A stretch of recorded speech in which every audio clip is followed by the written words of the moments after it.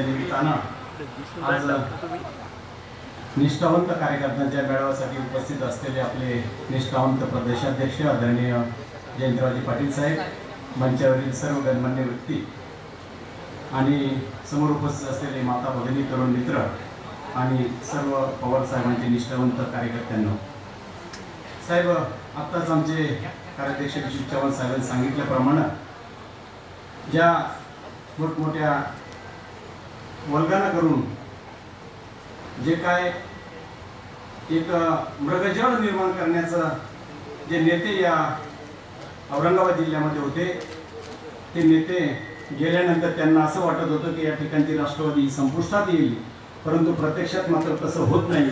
प्रत्यक्षात ते गेल्यानंतर जे काय तळागाळात पवार साहेबांना मानणारे, घरातून ते पवार साहेबांच्या विषयी जे प्रेम त्यांच्या मनात होतं ते सर्व कार्यकर्ते आज या ठिकाणी बाहेर निघाले। मग त्यामध्ये आता आमचे राजू उपाध्यायांनी सांगितल्याप्रमाणे आमचे कडू अण्णा असतील, राजू असतील, अशी कित्येक मंडळी की जे साहेबांना मानत होते, परंतु ते फक्त हे मंडळी तुम्ही आले की ते दारात उभा राहायचे, ए थांब थांब थांब, ए थांब थांब थांब, तू मध्ये येऊ नको। आणि त्यामुळे ह्या पक्ष हा गडबडीत चालला होता।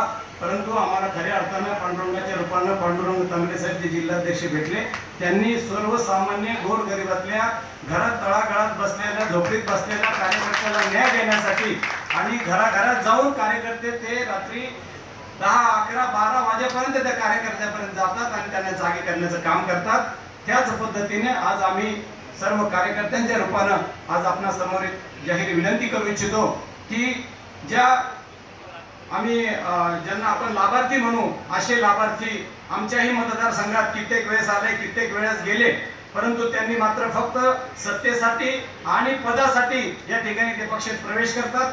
साहेबांचा असलेला स्वभाव, साहेबांचा असलेला या सगळ्या गोष्टीचा ते गैरफायदा घ्यायचा प्रयत्न करतात। मग 2009 असेल, 2019 असेल, 2014 असेल, या पद्धतीने ते काम करतात। परंतु मी मात्र त्या बुडाला चिकटलेल्या गवतासारखं साहेब मी 5 जिल्हाध्यक्ष पाहिले, 5 जिल्हाध्यक्ष। मी तालुकाध्यक्ष म्हणून नियुक्ती केली, कार्यकर्ता म्हणून नव्यानं बसून, पण तालुकाध्यक्ष पहिल्यांदा केलं मला सुधाकर दादांनी।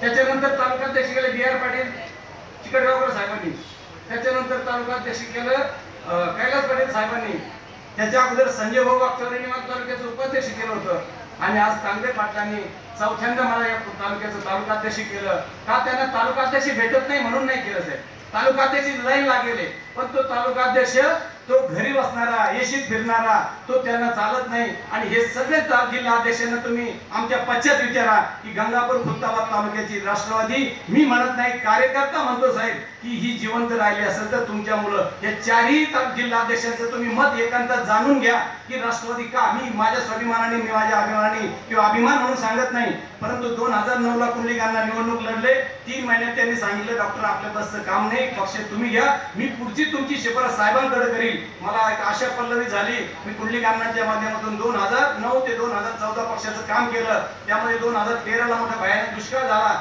मी खिशातले 40-45 लाख रुपये धरतून 4 छावणी 92 दिवस चालवली साहेब। आणि त्या 4 छावणीमध्ये मी कमीत कमी 70 गावचे जनावर, 5000 जनावर त्या ठिकाणी जतन केले।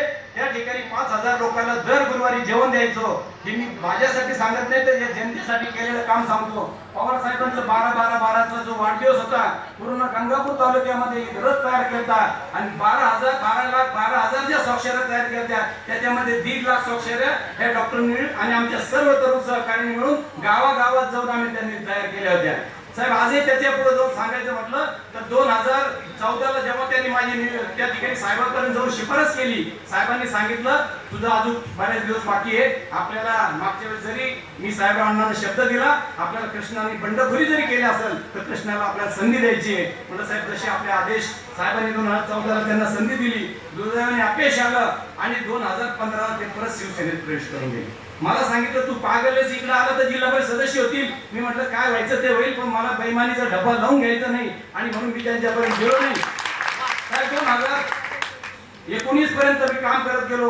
2019 ला आपल्याला माहिती आहे आमच्या तालुक्याचं एक शिवसेनेमध्ये निष्क्रिय राहिलेलं 10 वर्षाचं नेतृत्व, त्याला आपण पक्षात प्रवेश केला, ज्याच्यामुळे त्या प्रशांत पंपचा उदय झाला. त्याच नेतृत्वाला आपण पुन्हा 2019 संधी दिली. आम्हाला वाटलं तरुण नेतृत्व हरकत नाही, लहान भावासारखे आम्ही त्याला, मी असं विश्व भाऊ असं आम्ही सगळ्यांनी हातात हात धरून परत पुढे त्याला उभं करायचं ठरवलं होतं साहेब. आणि त्याला ही सांगितलं होतं ठीक आहे वेळेवर जो निर्णय होईल तुला जर पक्षाने संधी दिली तर आम्ही परत तुझं काम करू. परंतु साहेब अस्थिर लोकांना जास्त वेळ राष्ट्रवादी टिकत नाही. इथं काम करणारच काम आहे आणि राष्ट्रवादी कामच करावं लागतं. शिवसेनेसारख्या पक्षामध्ये भव्य ध्वज घेतले की लोक पळत येतात, परंतु आपल्याला प्रत्येकाला निरोप गेल्याशिवाय हा इथं कार्य करता येत नाही. आणि म्हणून ही सवय त्यांना नव्हती. त्यांनी लगेच 2019 ची निवडणूक झाली. 2021 ला BRS मध्ये ज्या पक्षांनी मोठमोठ्या ऑफर दिल्या, महिन्याला एवढे लाख याला तेवढे लाख, एकदम गाडी घोडं आणि विधानसभा लढायची असेल तर 5-7 कोटी रुपये पक्ष देणार होता. म्हणून त्या प्रलोभनात बळी जाऊन त्यांनी BRS पक्षात केलं.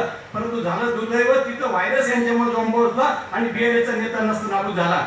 आणि आता परत एकदा पुन्हा अरे नाही बरं झालं साहेब चांगले. आणि हे असं सांगून ज्या पक्ष नेतृत्वानं एवढ्या मोठ्या विश्वासानं त्यांना संधी दिली होती, त्यांचा विश्वासघात करून ते मंडळ गेले. आणि ज्या 2019च्या विधानसभेमध्ये ज्या एका नेत्यानं विधानसभेच्या पदवीधरांच्या आमदारांना या ठिकाणी जिल्ह्याचं वाटोळे केलं, मग त्या ठिकाणी कन्नड असेल, पैठण असेल, तुमच्या गंगापूर असेल, बाहेरचे लोक घेऊन मुद्दाम हेतू पुरस्कारिता त्यांना त्या ठिकाणी उमेदवारी दिल्या आणि ते आज पराजित झाले. आणि ते दिलेले उमेदवार आज पुन्हा दुसऱ्या पक्षात गेले आणि आज पुन्हा तीच लाईन लिंक आणि कुठून तरी नात्या गोत्यांनी पाहुण्या करून तुमच्यापर्यंत येण्याचं काम चालू आहे. म्हणून विनंती हे करतो, डॉक्टर निळा उमेदवारी नाही दिली तरी चालेल साहेब, डॉक्टर निळा उमेदवारी नाही दिली तरी चालेल, पण त्याला देशात तो पक्का निष्ठावंत असला पाहिजे, ज्या पक्षाच्या कवरसाठी स्थायिक असला पाहिजे, अशा माणसाला निवडता आम्ही त्या ठिकाणी तुम्हाला निवडून आणून देऊ साहेब, एवढं सांगतो. कारण साहेबांच्या प्रती आज जो आदर, जो सन्मान तुमच्या प्रती जो निर्माण झाला आहे, सर्वसामान्य कार्यकर्त्यांच्या पाठीवर हात